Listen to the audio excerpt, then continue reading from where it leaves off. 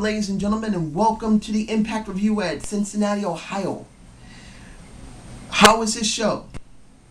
It had a different feel. We're not having Bischoff on creative anymore, no matter what he's doing. And I'm not saying it was bad or good, I'm just saying it had a different feel.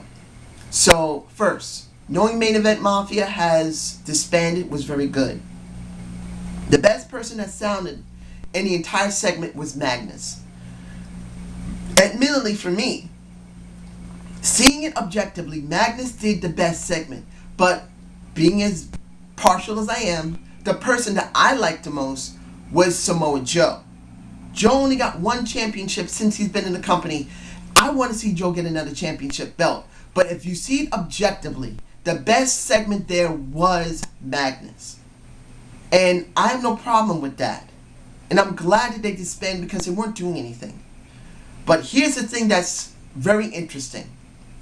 One, the Magnus segment, when you hear Magnus say to Angle, this is a road of redemption, reflects on what I said, that Kurt Angle's doing a road of redemption because of his drinking. They just don't want to admit it. They don't want to state it.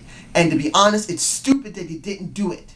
Like with Jeff Hardy, if they had done this with Kurt Angle, like Jeff Hardy, they would get so much over with Kurt Angle. I honestly believe he would get way more pops than he is now. But I can say the fight that he's having with Robert Roode is actually very good. I am very intrigued to see how far they're going to go with this. Because they need to put Robert Roode over by Kurt Angle. Robert Roode should have been put over 2 years ago. And he wasn't done. They didn't do it. They let Kurt Angle win, which is wrong. But in the end here, will he finally get put over? Those two matches before was bullshit. I'm hoping to finally do it. And periodically through the night, we see them fighting one another, which was actually a very good thing to see. But it was kind of worrying me because it kind of felt, Russo-esque. I'm hoping Vince Russo is not back, that he's not there. I haven't checked. So, if this is not about Russo, I'm happy. But this is how I felt about it. Now, the match between Chris Sabin and Jeff Hardy. I'm kind of going out of order. I say it was the match of the night. Was it the best match I've ever seen? No. But it was the match of the night. It was very good. The crowd was into it. The match quality was pretty good. And in the end, we got a very high swanton off a very high ladder. Well, not that high. Onto a Sabin, and Jeff Hardy wins. So he's moving on from the quarterfinals. But the question is, how far are they going to go with Jeff Hardy if they're trying to push a Kurt Angle? I mean, comparing the two in star power, Kurt Angle, they'll push much more than a Jeff Hardy. One, because he's older. Two, because he's an Olympic gold medalist. I'm hoping that won't happen, but I'm hoping the person that does win will be Magnus. But you never know how TNA is going to be, particularly now that they're in this transitional phase of not knowing what to do with themselves. Now, since I was talking about Angle, the Austin Aries and Angle segment was actually very good.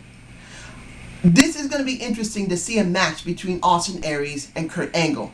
And that is supposed to be a submission match. The ankle lock versus the Ken Chancery. I believe I'm pronouncing it properly. This is going to be very interesting to see which one wins out. I want to see this. Now, the thing that upset me severely, got me mad, that this video is my 7th video try. Bad Influence. Getting treated like shit. And I may leave this in the title. Bad Influence is being treated like S. I don't know yet. When you look at Bad Influence, they are the best tag team you got. They're the most entertaining. They do very good work in the ring. They do very good work outside the ring. They do very good speaking outside and inside the ring. They just do everything right, and it's so fun. But when you see them dealing with Eric Young and Joseph Park, it makes my fucking scalp itch. I'm sorry, it does. Don't mean to curse, but what the hell, man? Why didn't Bromance job for the with the Cincinnati Bengals.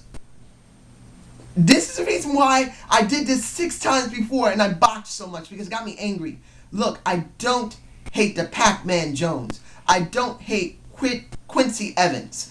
They have no problem here. But TNA believed that bringing these two best players from the Cincinnati Bengals to hype up the crowd was the wisest thing to do for ratings, which it will. I am sure the ratings are going to jump up because they were there.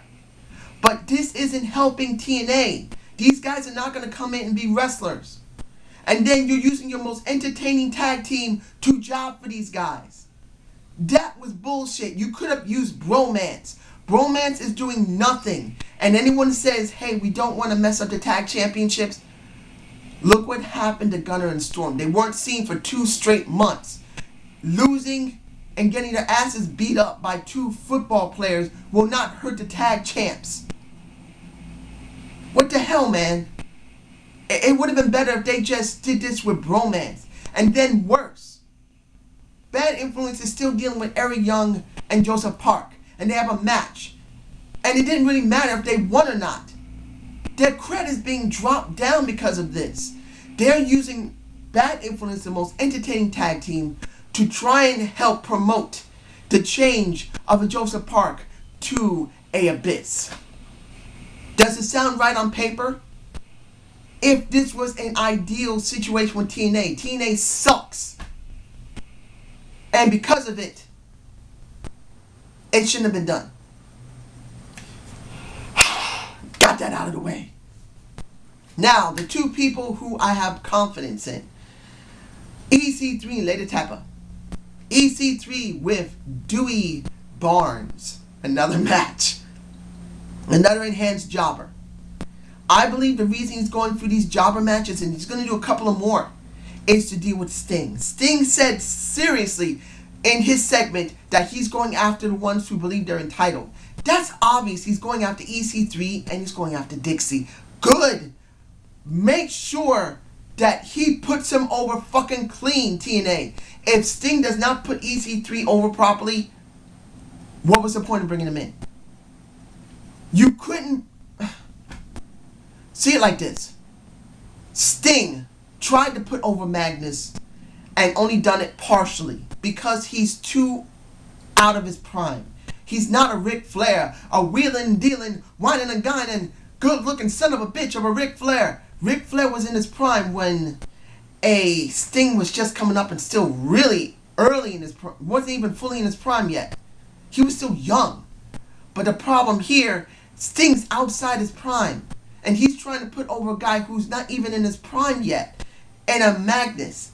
So he only partially put him over. But still, partially put him over will still get him over. So EC3 necessary. He needs this. Put him over right, Sting, please. And now Lady Tappa. The 3-way dance of the Knockouts. What is it? #1 contendership. The best person there that looked good was Brooke. But in the end, no winner. And the thing that I've heard a few people talk about is Tappa doesn't need Gail Kim. She can be off on her own. This is stupid. Let her deal with jobbers. Get some jobbers into TNA. The problem is TNA was not even speaking or stating any jobbers. Because TNA wants to go back to Orlando, they weren't willing to do any jobbers. But now that Gail Kim said, and this is where it makes sense, Gail Kim saying, anyone outside TNA, come in and I'll give them a shot of wrestling me. If you beat me, I'll give you a match. It's the perfect way to bring people back who used to wrestle. That could be a Terrence Terrell. That could, please, Great Spirit, please. I want to see an Angelina Love come back. She's the best one they had. I miss her ass. She has the nicest pair of boobs, beautiful face. If she came in front of me and said, hey, how you doing? You want to go on a date? I'd probably drool off the side of my mouth and say, yeah. Oh, she's that good looking. Hell, bring a Mickey Jane back. I'm in love with Mickey Jane. Next to a Angelina Love, I want to see a Mickey Jane come back. That is a woman that's just plain gorgeous. You don't need big boobs and a big ass to be beautiful. Mickey Jane is gorgeous. She has beautiful curves that doesn't need a big boob and ass. She's just plain beautiful. But But you get my point. Now that they're going to bring these women in, it actually makes some sense why they needed Tappa to work with Gail Kim. Tappa is still too green. I know people say just throw her out there, it'll work. No. Look at the great Khali. When they brought him in, they thought he was going to be a monster. And he wasn't. Yes, John Laurinaitis brought him in and he's a nut. But still, you look at Khali, he looks like if he's right, he could be destructive, but he never was. Great Khali is not a Lady Tappa. Lady Tappa really looks like she can do great potential. But she's so green, even her attitude and screaming and yelling still seems timid. She just still looks like she's not really there yet. So let her stay behind a Gail Kim to build that. She's only been in the business 2 years and she's only been there maybe 10 months before they pulled her ass out of... This is another reason why I botched my last video. When you see Lady Tappa, she's not there yet. Leave her with a Gail Kim. I know Gail Kim sucks. I know Lady Tappa can do Java matches, but have her with someone that can be her manager. This is a manager she's with. This is Lady Tappa's manager. As much as you don't want to hear it, you need this. Now, moving on to... Do I have to do this? It's time. Aces and Eights segment. Come on. You can do this.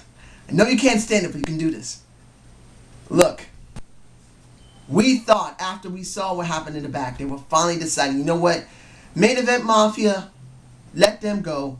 This might be the perfect time to have them go as well. Now, I didn't have great expectations for this, but I'm thinking, let's hope for the best. And then we saw the segment that was actually decently well done.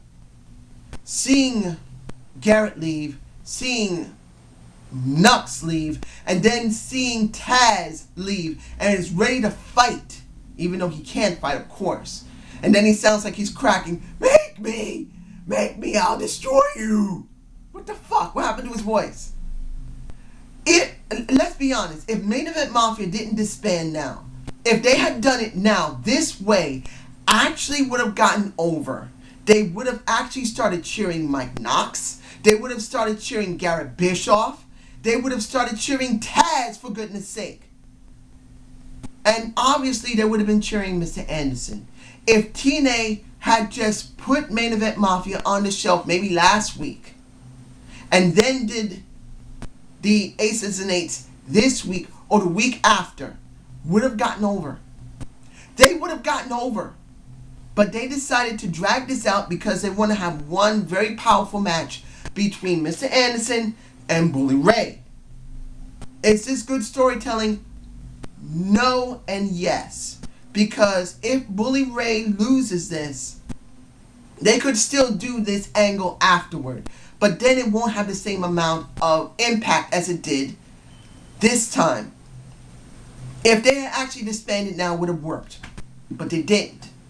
And to be honest, I don't like it. Excuse me, I'm just checking my cat. Hang on. Come on, go over there. That's a good girl. She has problems. But you get my point. In the end, Aces and Eights should have disbanded already, and seeing this didn't fill me with any confidence. I believe they're going to drag it out for another couple of months. I wish they would not. But in the end, this is supposed to promote Mr. Anderson, no one else. This is supposed to get Mr. Anderson over, to get him as a face again, to build him up. But that doesn't mean that the Aces and Eights is going to be over. I wish they had done it now. I wish Main Event Mafia would have been disbanded after that, but I understand about Main Event Mafia disbanding, but if they had only disbanded after this, would have been 100% perfect. It would have made sense. How do I feel about this show? Things were done in it that weren't bad, but I cannot give this a very high rating. I'm sorry. And I've said this before, because of what happened with the Bengal football players, what happened with Aces and Eight, where you thought it was going to be something and then it went down, there's going to be a jump in the ratings. I'm not going to lie about it. The ratings are going to jump up to a certain point. but it doesn't mean it's good. I say it again. Short-term gain, long-term loss. And I'm hoping the people that are from the female wrestling promotions come in, so Lady Tapper will have competition. Gail Kim will be able to manage Lady Tapper properly, and we'll have a real Knockouts division. I haven't given a rating. I don't want to give one. I didn't like this show. Not that much. I just can't give a rating. I'm sorry. So I hope you enjoyed the Zane view, and subscribe and comment to my channel. Give me a thumbs up. I'm sorry I sound a little hoarse. I'm a little sick. And I wish to apologize for what's about to happen soon. There's certain things that have been going on in the last couple of weeks into the last few months. That's the reason why the content's been a little late. Next week I might be a little late with my Raw review and my Impact because of some appointments I have to go to. I'm not sure. I hope I'll get them done. But if I can, you guys enjoy it. See ya!